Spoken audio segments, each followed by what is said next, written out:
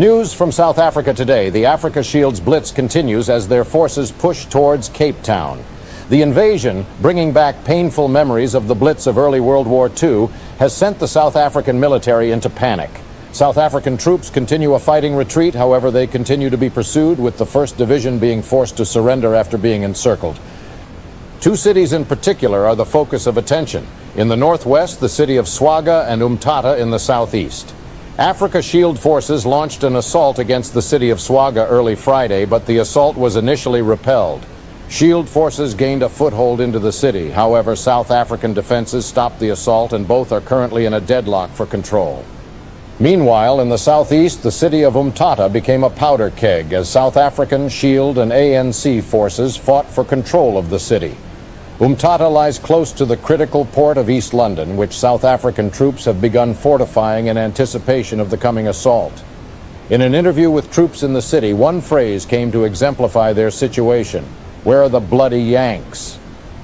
In the United States, the Organization of Free Nations has made a declaration of defense to South Africa, and Congress has authorized armed intervention. U.S. forces have begun mobilizing for deployment. Jim Rawlings has this report. Following OFN authorization, U.S. military forces have been staged to DEFCON 2 in preparation for intervention in South Africa. Training exercises are being held across the U.S. The 173rd, 101st, and 82nd conducting airborne drops, 1st and 2nd Marine Divisions conducting amphibious assault training in conjunction with the 6th Fleet, and the 1st Armored Tanks roll across the landscape in preparation for the African savannah. The Nixon administration has made a pledge that the last light of democracy in Africa shall not be extinguished, authorizing the military to utilize all forces needed to stop the Africa Shield's advance. In addition, Canada, Australia, and New Zealand have pledged that they will also send forces to South Africa.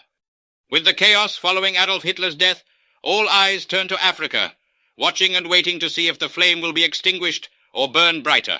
Back to you, Tom.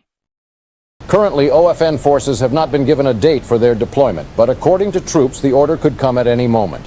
It can only be hoped that South African troops are able to hold the line until reinforcements arrive.